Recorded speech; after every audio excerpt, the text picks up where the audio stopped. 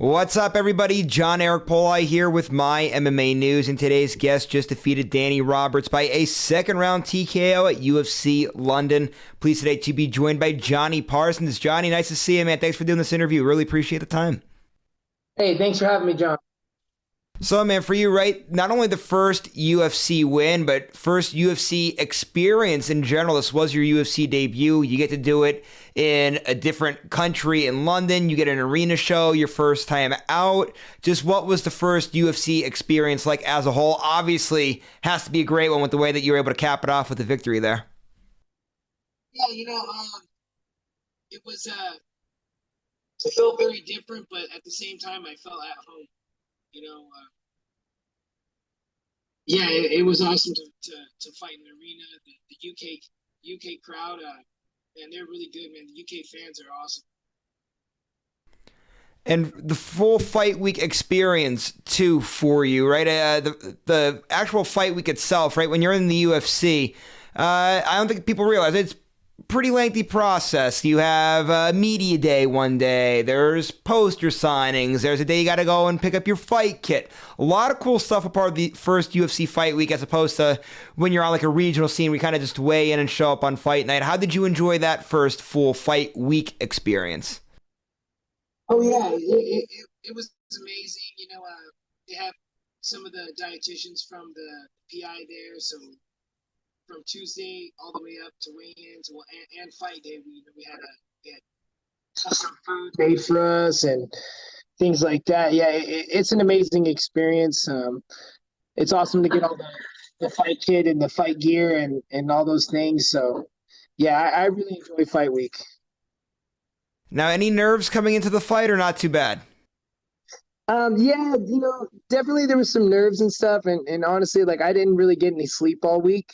Um, and even the day before the fight or the day of the fight, I didn't get much sleep that night as well. Um, and actually, to be 100% honest, I felt like crap.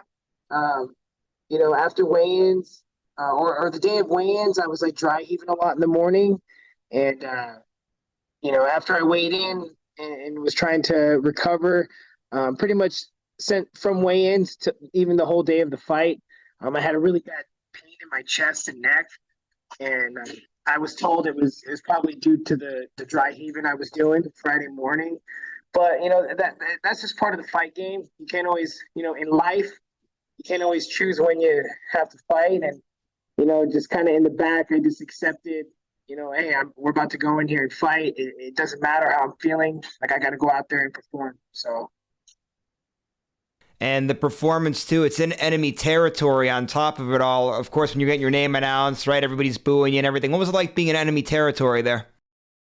Yeah, it wasn't too bad, and actually, the time that they were booing because Bruce Buffer's mic wasn't working, so they didn't really boo me too hard. Is that Bruce Buffer was trying to announce the fight, and his mic wasn't working. Someone had to run in there and give him a new mic.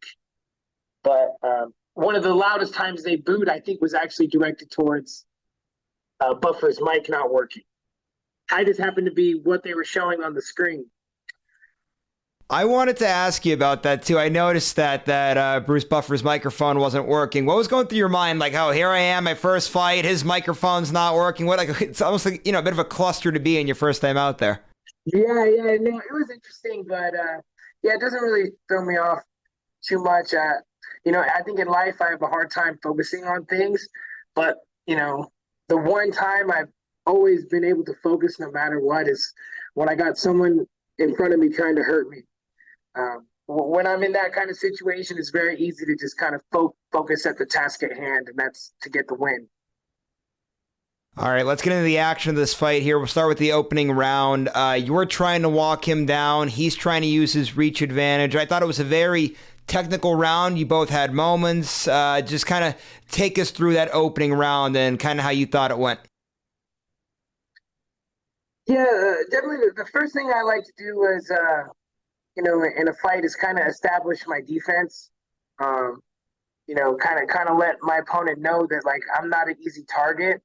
And that for him to connect on me, he's going to have to work really hard. And I feel like that definitely helps kind of slow the fight down a little bit, especially if someone's like really aggressive. After they spend a good amount of time trying to land some good shots, and they realize they can't. Definitely, slows them down a little bit, and it allows me to kind of, stay relaxed and put together the shots that are needed. All right, so now I want to talk in between rounds because we're going to break down the second round action here in a little bit. And that second round action, of course, you had a lot of success with cutting the distance, landing that short hook. Was that advice that you got in between the rounds there, or was that something that you got on the fly? Was it just an adjustment that was made? Kind of just take us what was going on in between rounds that you were able to make that adjustment and get that shot in that second round. Yeah, my coaches, some of the things I heard, I was kind of almost out of it, but it's just such a crazy feeling being in there. You get so much adrenaline. It's kind of hard to even describe what it's like, but one of the things I heard in the corner, because I almost feel like I was spacing out a little bit at the same time, but I definitely heard like it was a close round. Let's be a little more aggressive. Let's be a little more aggressive. So. Yeah, I definitely went into that third round ready to be more aggressive and, also feeling more confident in my defense. Like, I feel like my defense held up really well in the first round, and that kind of gave me the confidence to be like, all right, I'm ready to put a little bit more pressure, get into that fire a little bit more. All right, so now that takes us to the second round. What a fun round, like, as a fan to sit there and watch, because you land that big shot, and it happens like, the blink of an eye. He was on the ground. You're on top of him. He's able to make his way back to the feet. You're teeing off on him. Then somehow he makes this, if you want to call it a comeback, but he had this brief little, like, burst of energy before you're able to ultimately rock him again, hurt him, finish the fight off there. Just kind of take us through the round as you saw things playing out in that round. Yeah, looking back and watching it, I wish I would have stayed a little bit more calm, because we knew it was just a matter of time before I was going to put him on skates. And, but at the same time too, watching some of his fights, he's a tough guy, and he has really strong legs, and I think that's why he's able to, sometimes he hits those little moments where his legs are shaky, but it's like, those strong legs, like, they'll keep you up when you're rocked. You know what I mean? And we knew we were going to run into some moments like that, and we knew we had to play smart and pick our shots, just because, man, Danny Roberts is such a tough competitor, and he's always game. Like, he was game right into those last moments, if he got his way, he would have fought a whole other round just like that if he could. And you mentioned if it was up to him, he'd fight a whole other round that way. He was actually very upset at the conclusion of the fight with the stoppage there. I just want to get your thoughts on the stoppage there. Did you think that the ref was going to stop the fight in that moment in time with only like 3 seconds left on the clock? Yeah, I'm not sure, but I was ready to try to get a couple more follow-up shots in those last seconds, but I definitely understand, the ref's point of view. He was okay, but if the ref hadn't pushed me off, I definitely would have landed a few more solid shots, and yeah, he could have had that minute to recover, but at the end of the day, man, we're all tough. It really, if I was in that same boat, I would feel the exact same way. But, after the fact, I would probably be like, man, I wish someone would have saved me. In that moment, it's like we want to keep going. But I think, once it's all said and done, no one wants to have any like permanent damage and things like that. So, especially, after the fight, me and Danny, we got to talk and have a nice moment. And, I wouldn't wish another round worth of damage on him as a person, if it wasn't necessary. So.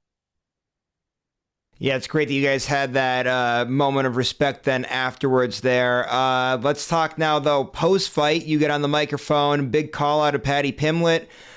Explain just kind of where that kind of came from, and do you think that will be the next fight for you? No, honestly, I don't think that'll be the next fight for me. And honestly, I kind of panicked.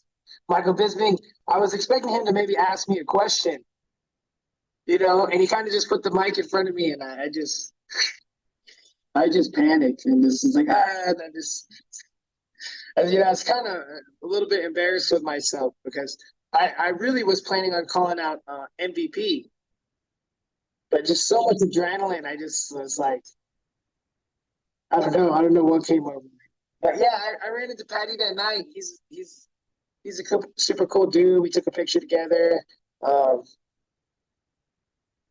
yeah, really don't know who I'd fight next. I know it's a good thing to have your call out ready, but yeah, I'm more worried about the when and where as opposed to the who. You know. Well, let's ask this question here too with it. I know you had mentioned in that call out about 155. Is that in the cards for you, or are you just going to stay at the welterweight limit there? Um, I think I'm gonna try to lean out a little bit more and see. Maybe the plan is just kind of just be like a lighter welterweight. I've already talked with the dietitians at the PI, and they say mathematically it is possible, but I just hate to be in a position where I have to revolve all my training around not gaining any muscle um, to make sure that I can make the weight. So I just wouldn't want to, I want my training to revolve around getting better, and and I just wouldn't want my training to revolve around, depleting myself and things like that. So I think for now I'm going to stay at welterweight, and as long as I'm not getting manhandled in the wrestling department, I think I have a home at welterweight.